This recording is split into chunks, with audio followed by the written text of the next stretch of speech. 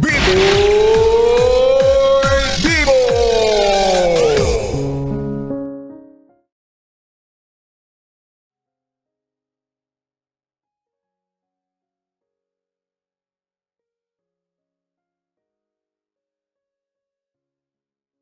Bibi, ito na ang sulat na dapat ay mapakinggan mo.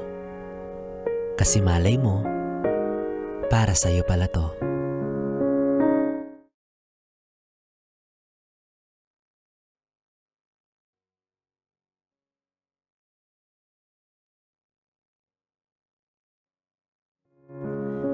Hi Luke, kumusta ka na? Sana nasa mabuting kalagayan ka. Salamat nga pala sa lahat ng sakripisyo mo para sa akin ha. Sobrang daming nagbago sa buhay ko mula nung mawala ka. Laking pagtanaw ko ng utang na loob sa'yo bro. Kung alam mo lang kung paano mo ako na-inspire sa katatagan ng pananampalataya mo. Ganun-ganun na lang yung impluwensya mo sa akin. To the point na pati sa love life ko, sinubok ang paniniwala ko. Alam mo ba na nagka-GF ako? Jane ang pangalan niya. Subok na subok ang pananampalataya ko 3 months ago. Delayed si Jane for 2 weeks. Hindi ko alam ang gagawin ko nung sinabi niya yun sa akin. Dagdag pa ang pagiging mahihiluhin niya. At palagi din siyang may cravings. Biruin mo, 2:00 ng madaling araw magpapabili sa akin ng isaw na may minatamis na bagoong. Hindi ko alam if paanong prayers yung gagawin ko bro. Baka bigyan ako nito ng blessings ng hindi oras. Hindi pa ako ready maging tatay that time. Hanggang ngayon naman. Hanggang sa nag-decide na kaming ipa-check up siya. Laking pasalamat ko nang malaman naming hindi siya nagdadalang tao at malusog din. Akala ko yun na yung aalog at uuga ng pananampalataya ko pero hindi lang pala yun yung pagsubok na haharapin ko. Dahil 3 araw pagkatapos noon ay nagkasakit si mama. She was diagnosed with kidney failure. At saka din kami iniwan ni Papa. Hindi ko alam kung anong gagawin ko that time bro.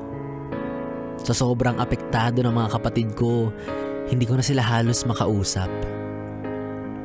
Pinatawag na ako ng teacher ni Bunso kasi napapaaway na siya sa mga kaklase niya. Habang hindi naman kumakain yung sumunod sa akin na si Daryl sa sobrang stress sa mga nangyayari sa bahay.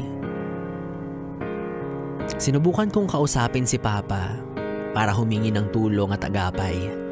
Pinuntahan ko siya pero may bago na siyang kinakasama at hindi na pumayag na makipag-ayos pa kay Mama sa kabila ng sakit niya. Sobrang sama ng loob ko sa ginawa ni Papa. Napaka-irresponsable. Napaka-insensitive. I know if nalaman mo lahat ng to, ire-remind mo ko na manatiling manindigan sa pananampalataya ko. Pero kasi imagine, hindi niya man lang naisip yung kapakanan ng mga anak niya. Sa ilang taong pagtitiis ni Mama sa kanya, ganun pa yung igaganti niya. Kahit mga kamag-anak ni Papa ay parang wala ding pakialam sa nangyayari sa amin. Habang palala na ng palala ang kalagayan ni Mama.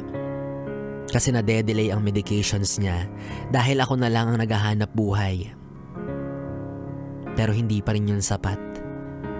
Halos mamayat na din ang mga kapatid ko dahil sa gutom sa araw-araw na dinadanas nila. Hindi ko na alam kung anong gagawin. Hindi ko na alam kung saan kukuha ng ekstrang pera para maitustos sa kanila. Halos ayaw na nga pumasok at mag-aral ni Dave at pinipilit na tumulong sa pagtatrabaho para may maipandagdag sa pantustos sa pangangailangan namin. Kung kani-kanino na ako lumapit that time bro, sa sobrang pagkadesperado ko. Pagtapos ng 1 linggo, hindi pa natatapos ang mga problema ko sa pamilya namin ay nawalan pa ako ng trabaho. Lalo akong nanlumo.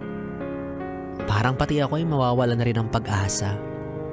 Sa sobrang helpless ko, hindi ko na alam kung saan ba ako pupunta nung araw na yon. Tulala na akong naglalakad-lakad pero hindi ko alam kung saan ako tutungo. Patuloy lang ako sa paghakbang, hindi ko na nararamdaman ang pagod hanggang sa marating ko ang isang simbahan. Nasa pintuan pa lang ako ay tumulo na ang mga luha ko. Nagbalik sa alaala ko lahat ng sakripisyo natin nung magkasama pa tayo, nung naglilingkod pa tayo sa Diyos. Pinikit ko ang aking mga mata. Taimtim akong nanalangin habang umiiyak. At sobrang gaan sa puso matapos kong sabihin sa kanya lahat-lahat. Pakiramdam ko parang hindi na lang ako ang may pasa ng mga problema ko sa buhay. Bumalik yung pag-asa ko bro. Para akong nabunutan ng malaking tinik sa lalamunan. Yun din actually ang reason kung bakit medyo matagal akong hindi nagparamdam sa'yo mula nung nag-abroad ka. Dahil nahihiya akong aminin sa'yo na baka nga tama ka. Lahat ng naranasan ko ay parusa sa mga pagkakamaling nagawa ko noon. Na dapat ay mas pinipili ko pa din ang tama at naaayon sa pananampalataya natin kesa sa anumang makamundong gawain. Sa ngayon, hiwalay na kami ni Jane bro. Mas pinili niyang bitawan ako sa ere kesa samahan ako sa pagsubok ng mga dumadating. Pero si mama naman, ongoing ang medications. Siya nga pala, nakahanap na rin ako ng bagong trabaho.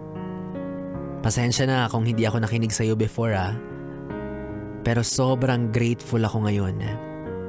Kaya't gaya nga ng pinangako natin sa isa't isa, ay ipagpapatuloy ko ulit ang paglilingkod ko sa simbahan.